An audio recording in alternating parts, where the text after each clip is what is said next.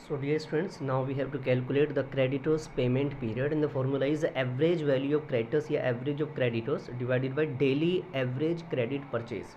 तो जिस तरह से सेल्स की स्पेसिफिक इन्फॉर्मेशन ना होने पर हमने टोटल सेल्स को ही क्रेडिट सेल्स मान लिया था, ठीक इसी तरह से परचेज़ की कोई स्पेसिफिक इन्फॉर्मेशन नहीं होने पर हम टोटल परचेज़ को ही क्रेडिट परचेज़ मान लेंगे। एंड क्वेश्चन के अंदर हमें वैल्यूज गिवन है, क्रेडिटर्स की ओपनिंग वैल्यू भी गिवन है, क्लोजिंग वैल्यू भी गिवन है। तो हम क्या करेंगे, इन दोनों वैल्यूज़ का समेशन लेकर के 2 से डिवाइड करते हैं, then we get actually the value of average sundry creditors. So 2100 plus 3180, the summation of these two values will be divided by 2 in order to get the average of creditors and then daily average credit purchase. Regarding the purchase, we have been given information that purchase of raw material in the year is 16060. So when we actually divide the value 16060 by 365 or the number of days, then we actually get the daily average credit purchase. And just after calculating this specific section, we actually get the value, and the value comes 51 days. Sorry, the value is 60 days. The value is 60 days. Just after calculating this entire section, जब हम इस पूरे part को solve करते हैं तो हमारे पास value आती है 60 days. So we have already calculated the values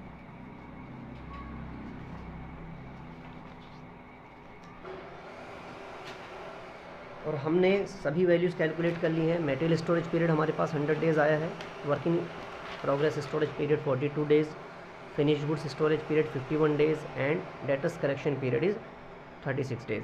Similarly, creditors payment period we have already calculated 60 days. Now what we need to do, we just calculate the operating cycle period, and operating cycle period is M plus W plus F plus D minus C, means material storage period plus work in progress storage period plus finished goods storage period plus debtors collection period minus creditors payment period. और ये सभी values हम already calculate कर चुके हैं. M की value हमने देखा 100 डेज़ आए थे, वर्क इन प्रोग्रेस में हमारे लगे हैं 42 डेज़ एंड फिनिश गुड्स में हमने 51 डेज़ का टाइम लिया है. डेटर्स कलेक्शन पीरियड में 36 डेज़ लगते हैं एंड क्रेडिटर्स पेमेंट पीरियड में 60 डेज़ लगते हैं. तो जब हम इन सभी वैल्यूज़ को कैलकुलेट करते हैं तो इन टोटल वैल्यूज़ को कैलकुलेट करने के बाद हमारे पास जो वैल्यू आती है फाइनल वैल्यूज़ 169 डेज़. तो इस तरह से टोटल प्रोडक्शन प्रोसेस या टोटल ऑपरेटिंग प्रोसेस में 169 डेज़ लगते हैं. उसके बाद नेक्स्ट स्टेप में हमें कैलकुलेट करना होता है number of OCP. Number of OCP, operating cycle period कितनी बार रिपीट की जा सकती है, कितने नंबर्स इसके होंगे, यानी कि साल में कितनी बार रिपीट की जा सकती है. देखिए एक बार में लगता है 169 का डेज़, तो 365 टोटल डेज़ होते हैं. तो हम देखें कि एनुअली अगर हम इसको देखें तो 169 से हम इसको डिवाइड करेंगे, टोटल मिला करके ये हमारे पास वैल्यू आती है 2.16. तो इतनी बार ये प्रोसेस रिपीट की जा सकती है साल में. इस तरह से हमने सेकेंड स्टेप में इसको कैलकुलेट किया. Now the last stage is work in progress calculation, या हम यूँ कहें कि वर्किंग कैपिटल की हम कैलकुलेशन करेंगे यहाँ पर. तो मैं इसको ऐसे लिख देता हूँ, वर्किंग कैपिटल कैलकुलेशन. तो वर्किंग कैपिटल हमारी कितनी होगी, वर्किंग कैपिटल की कैलकुलेशन जो हम करेंगे तो उसके पास हमारा फॉर्मूला होता है working capital required is equal to total operating expenses. और टोटल ऑपरेटिंग एक्सपेंसेस मतलब है कि परचेज़ करने से लेकर के सेल्स करने तक के जो भी एक्सपेंस यानी सेल्स तक, यानी कि टोटल कॉस्ट ऑफ सेल्स कितनी पड़ी. तो हम इसको यूँ भी लिख सकते हैं कि total cost of sales divided by number of OCP, operating cycle period के कितने डेज़ या कितने नंबर्स हुए हैं. तो नंबर ऑफ ऑपरेटिंग डेज तो हम ऑलरेडी कैलकुलेट कर चुके हैं 2.16. न्यूमरेटर प्लेस पर जो वैल्यू है टोटल ऑपरेटिंग एक्सपेंस या टोटल कॉस्ट ऑफ सेल्स वो हमें कैलकुलेट करनी होगी. और टोटल कॉस्ट ऑफ सेल्स को हम कैसे कैलकुलेट करेंगे, इसकी वर्किंग हम देख लेते हैं. Calculation of total cost of sales. देखिए टोटल कॉस्ट ऑफ सेल्स के लिए हमें क्या करना होगा, कॉस्ट ऑफ गुड्स सोल्ड हम ऑलरेडी कैलकुलेट कर चुके थे फिनिश गुड्स के लिए. And cost of goods sold की जो हमारी वैल्यू आई थी, that value was actually 42,600. Cost of goods sold की वैल्यू हमने यहाँ कैलकुलेट की है. अब हमें क्या करना है, इस कॉस्ट ऑफ गुड्स सोल्ड की वैल्यू में जितने भी अदर एक्सपेंसेस सेल्स के लिए हुए हैं, जैसे कि एडमिनिस्ट्रेटिव एक्सपेंसेस हैं, सेलिंग एंड डिस्ट्रीब्यूशन एक्सपेंसेस हैं, एडवर्टाइजिंग एक्सपेंसेस हैं, उनको हम इसमें ऐड करेंगे. तो हमें क्या करना है, कॉस्ट ऑफ गुड्स सोल्ड की वैल्यू हमारी आई है 42,600। इसमें हम ऐड करेंगे other selling and administrative expenses को plus administrative expenses. And administrative expenses की इन्फॉर्मेशन क्वेश्चन में हमें गिवन है कि हमसे साथ साथ कहा गया admin expenses are 2500 20,500।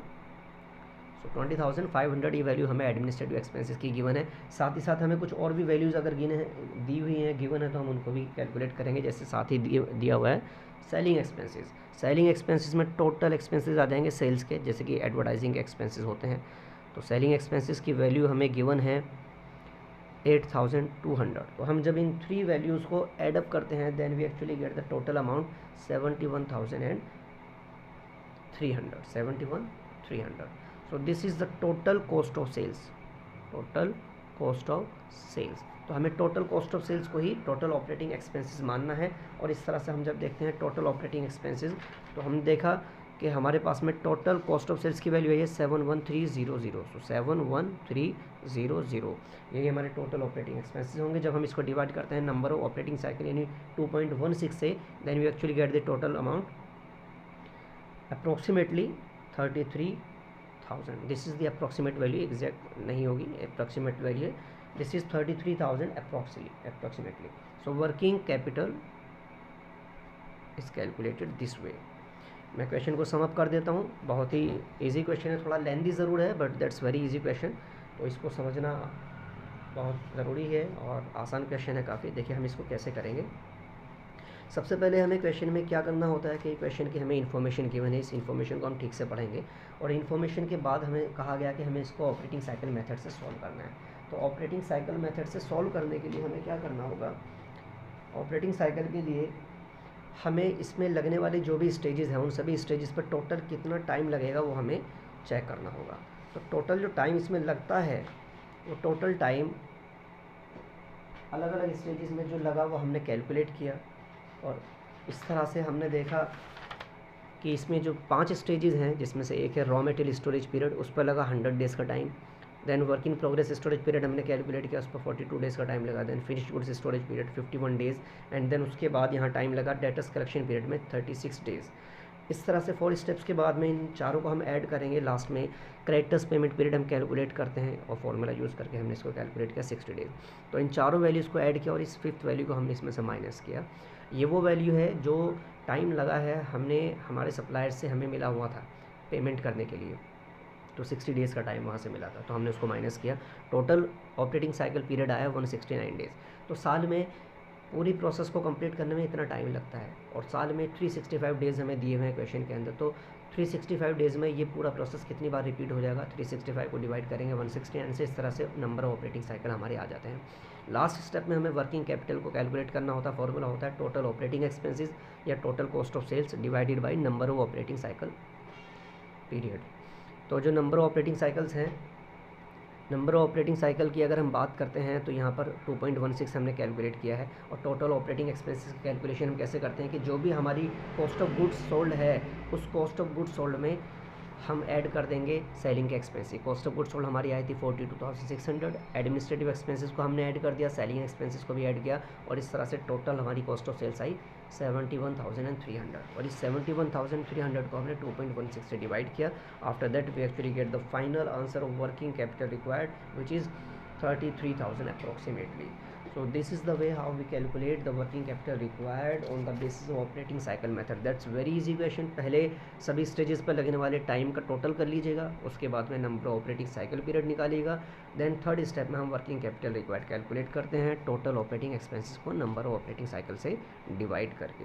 I hope the question is clear to you all. देखिए क्वेश्चन में ये बहुत सारा डेटा दिया हुआ था, लेंदी क्वेश्चन है, तो इसमें से कुछ चीज़ें हमारे लिए रेलिवेंट हैं, कुछ चीज़ें नहीं हैं। जो रेलिवेंट है उन सबको हम लेंगे, जो रेलिवेंट नहीं है उसको हम स्किप कर देंगे। जैसे कि इसमें डेप्रिसिएशन की वैल्यू को हमने यूज़ नहीं किया है, इसकी हमें ज़रूरत ही नहीं पड़ी है, बाकी वैल्यू हम यूज़ कर चुके हैं। And I hope the question is clear to you all. If you have any doubt any query then you can ask me और कॉल और मैसेज। Thank you.